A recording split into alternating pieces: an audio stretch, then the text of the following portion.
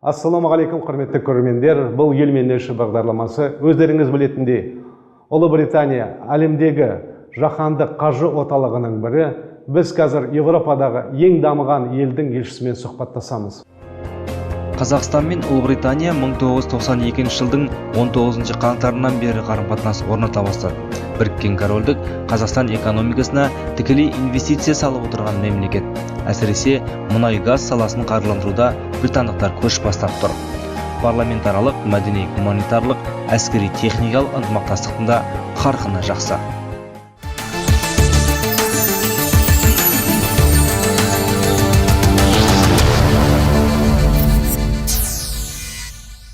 Асыл арна бағдарламаға сұхбат беруге келіскеніңізге сізге көптен көп рахмет.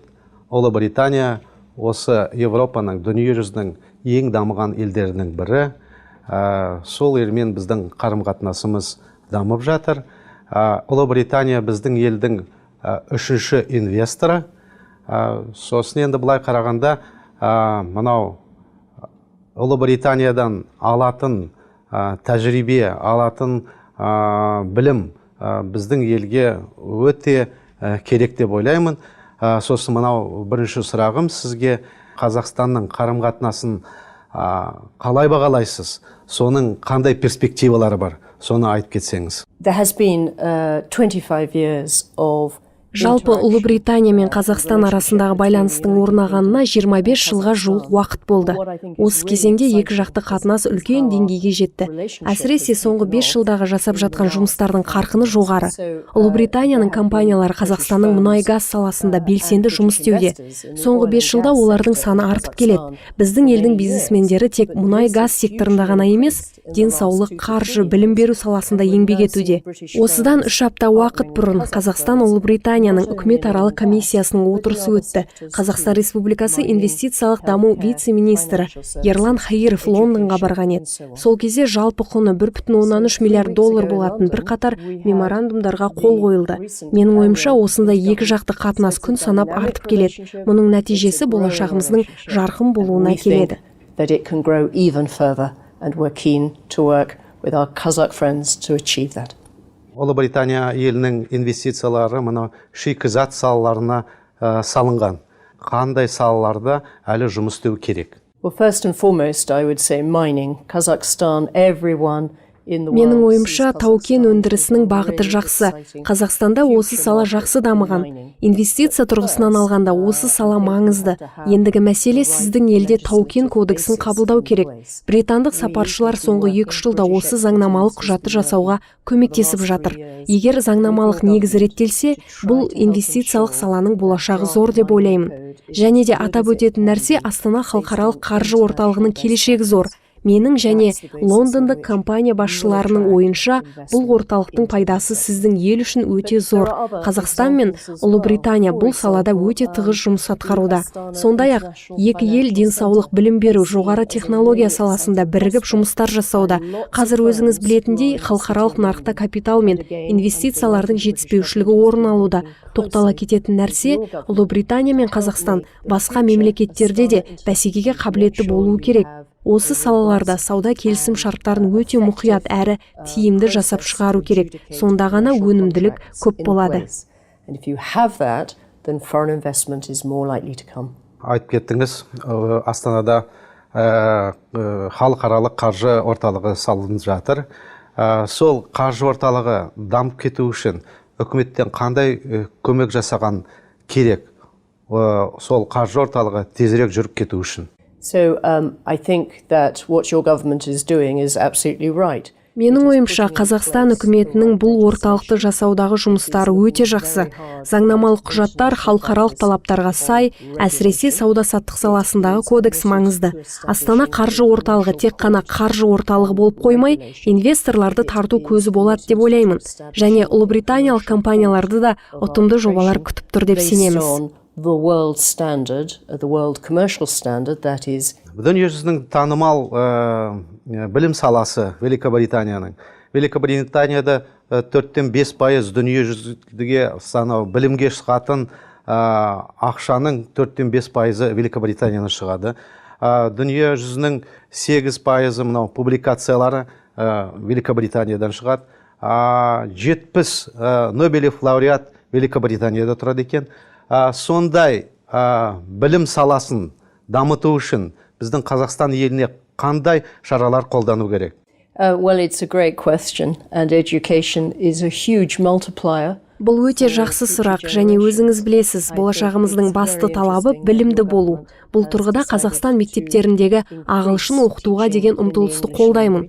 Халықаралық қатынас тілін игеру арқылы жас ұрпақ шетелде оқып, әр салада білім алуға мүмкіндік алады. Айта кетерлігі, соңғы 4 жыл бойы Ұлыбритания мен Қазақстан үкіметтері білім саласында да тығыз жұмыс істеуде.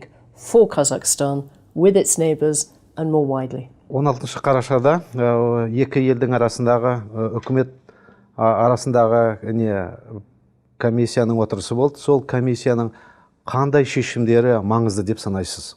Well, first of all, it was great to welcome Vice Minister Khairov and Kızılorda Akim Kushabayev to London. Біріншіден, Қазақстан Республикасы инвестициялық даму вице-министрі Ерлан Хаиров пен Қызылорда облысының әкімі Қырымбек Көшербаев бастаған үлкен делегацияны Лондонда қарсы алу біз үшін үлкен мәртебе болды.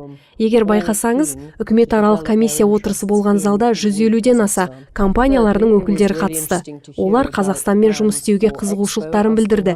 Және осы жиында қозғалған тақырыптың бірі Экспо 2017. Ол қалай жүзеге асады деген сауалға жауап ізделді. Өзіңіз білетіндей, Эксподағы павильонның ең үлкені Ұлыбританияға тиесілі. Кездесуде Экспо әкімшілігі жаһандық жәрмеңкені жарнамалап, қандай қызықты іс-шаралар болатындығын хабардар етті. Оған қоса әртүрлі бизнес өкілдері мен кәсіпкерлер жалпы құны 1,3 миллиард ақш доллары болатын меморандумдарға қол қойды. Бұл жақсы нәтиже, ал келесі жылы бұдан да жақсы нәтижеге қол жеткіземіз деп ойлаймын. Осы отырыстан соң қазақстандық тау-кен саласындағы делегация Ұлыбританияның басқа өңірлеріне барып, бір қатар кездесулер өткізді. Демек, бұл саладағы байланысымыздың болашағы зор. It's a really important sector in Kazakhstan. It's a really exciting opportunity that together we could develop. Қазақстан дипломаттарының корпусында шетел дипломаттардың арасында әйелдер көп емес. Сізден сұрайтыным, осы дипломат болу үшін кісінің қандай қасиеттері болу керек? Сіз дипломаттыққа қалай келдіңіз? Соның жолдарын айтып берсеңіз. You have some wonderful female diplomats too, and I'm thinking in particular of Ambassador Айтжанова. Рахмет, Қазақстанда да талантты әйел дипломаттар бар. Соның бірі Жанар Айтжанова. Өйткені ол ел үшін күрделі жобаны сәтті аяқтады. Нәтижесінде Қазақстан дүниежүзілік сауда ұйымына кірді. Бұл ұйымға Қазақстанның енуі мұнда батыстық инвесторлардың көптеп келуіне әсер етеді. Тағы бір жақсы қадам ол сіздің елдің Біріккен ұлттар ұйымының қауіпсіздік кеңесіне тұрақты емес мүшесі болуы. Астана, Лондон және Нью-Йорк Астанада өтетін кездесулерді тағатсыздана күтудеміз. Бұл жұмыстардың бәрі Қазақстанның Біріккен ұлттар ұйымының қауіпсіздік кеңесіне кіруімен аяқталады деп ойлаймын. Қоса кететін бір жайт, Қытайдан Қазақстанға инвесторлар тарту және осы салада Ұлыбританиялық инвесторды Қазақстанға шақыру тиімді. Бұл арқылы сіздің ел капиталдық мүмкіндігін арттырады деп ойлаймын. Және тек осы саламен шектеліп қоймай, құрылыс, өндіріс, жалпы технологиялар секторына бір қатар жұмыстар атқарылып жатыр. Британия бұл салада Қазақстанға қолдау көрсетуін үлкен мәртебе деп санайды. It's something that we're excited about, and it's something that we're working with your government and with the Chinese government on. Өте жақсы инвестициялар туралы айттыңыз. Қазақстанға жаңғыз инвестициялар керек емес, жаңа технологиялар керек. Сол жаңа технологияларда Қазақстан қай жерден барып алған жөн? Қай елдермен бірге қарым-қатынасын дамыту керек?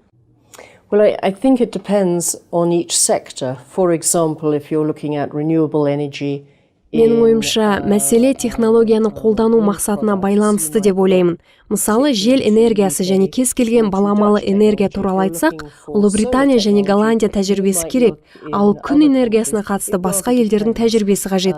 Және Smart City Астанаға қажет, ал Алматы секілді басқа қалалар үшін сол қажеттіліктерге орай елдерді таңдауға болады деп ойлаймын.